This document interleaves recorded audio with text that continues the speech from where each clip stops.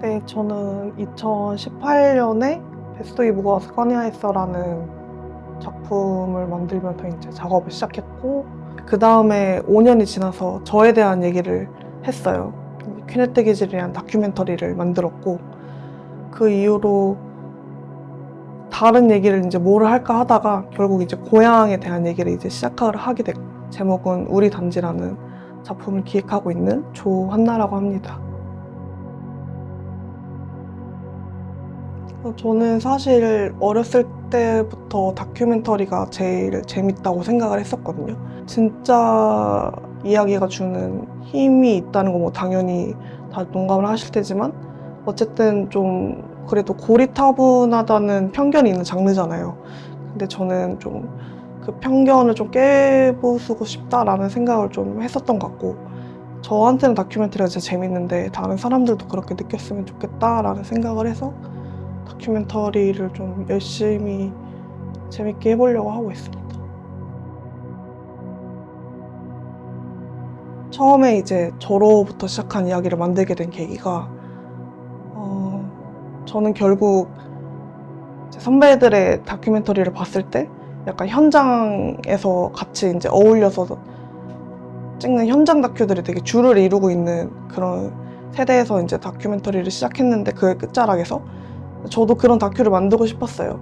뭔가 사회적인 문제, 노동 문제 이런 거에 대한 다큐멘터리를 만들고 싶었는데, 뭔가 저는 그럴 수가 없는 사람이었고, 뭔가 이 이야기를 하지 않으면은 다음 작품을 못 만들 것 같다, 혹은 죽을 것 같다 이런 생각이 들어서 처음에 자기 얘기를 시작하게 됐는데, 이제 그걸 끝나고 나서 또 다른 작품을 하려고 보니까 또 저한테 남아있는 얘기가 있는 거예요. 그래서 계속 제가 바뀌니까, 사람이 바뀌고 또 새로운 이야기가 생기고, 바뀐 만큼 뭐 새로운 얘기를 할 수 있는 사람이 되고, 이러다 보니까 계속 저로부터 시작한 얘기가 떠오른다? 그래서 이제 계속 하게 된 것 같고요.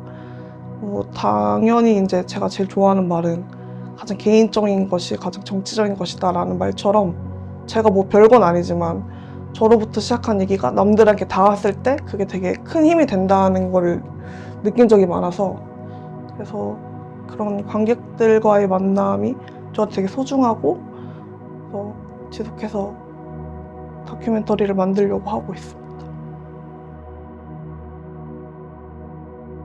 비록 제가 이렇게 싫더라도 저를 만들고 이제 구성해낸 것이 이제 고향이잖아요. 뭐 나는 어쩔 수 없는, 저희 고향이 여수기 때문에 이제 여수 사람, 어쩔 수 없는 할머니의 손녀, 어쩔 수 없는 엄마의 딸, 이런 것들이 이제 인정하고 나서 거기에서 이제 나오는 이제 아이러니 같은 거를 영화로 만들 수 있지 않을까라는 생각이 들어서 그런 거에 좀 집중하고 이야기로서 뭔가 할 수 있겠다는 생각이 들었던 것 같아요. 그거를 이제 나중에, 그 시점의 차이도 있을 것 같은데, 그때는 이제 몰랐던 것들을 나중에 다시 재정립하고 정체성을 확립하고 나를 좀 알아가는 가운데 관계들을 다시 보게 된 것이 아닌가라는 생각을 합니다. 그래서 뭐 많은 분들이 뭐 작품 이후에 뭐 관계가 어떻게 달라졌냐, 혹은 어떻게 그 실마리를 풀었냐라고 이제 얘기를 해주시는데, 저는 사실 작품 시작한 이유도 그렇고 약간 하면서도 이렇게 느끼는데, 사실은 진짜 뭐 관계를 파탄내고 싶어서 작품을 만드는 건 아니잖아요. 그래서 좀 다시 잘해보고 싶다라는 마음이 들어서 이 작품을 시작하게 된 거고, 저는 사실은 되게 관계를 소중하게 여겨서 더 작품을 하는 것 같아요. 저한테는 좀 새로운 좀 챌린지가 되는 작품이기도 한데요.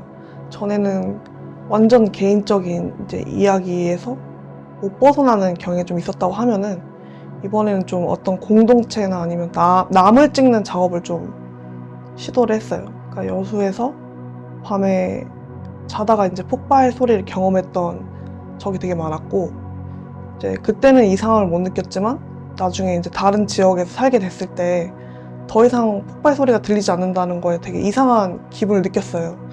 그래서 좀 이제는 뭔가 뉴스 한 줄이 되어버린 그 폭발 사고라고 해야 될까요? 그런 거에서 좀 출발을 해서 다시 이제 고향에 내려가서 친구들을 만나고 3단에 다니고 있는 근로자분들의 인터뷰를 따고 이런 작업을 좀 했고요. 제 기억 속에 있는 어떤 사건과 그분들이 하고 있는 증언이 뭔가 인터뷰를 하면서 맞닿아 있었던 부분들이 있었던 것 같아요.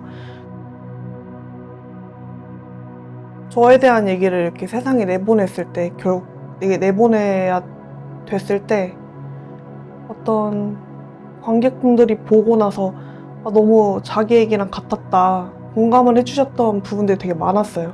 그래서 오히려 힘을 얻어서 그러면 다음에도 그런 얘기를 할 수 있을까?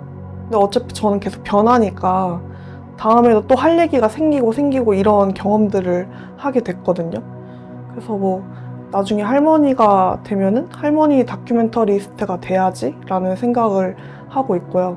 할머니가 되면 어쨌든 할머니가 할 수 있는 얘기가 또 따로 있을 거 아니에요. 너무 재밌을 것 같아요. 왜냐면 할머니 감독?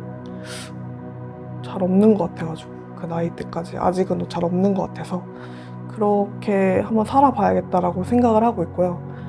그래서 앞으로 제가 할머니가 될 때까지 어떤 일이 생길지 모르지만 아무튼 응원을 해주시고 같이 늙어갔으면 좋겠습니다.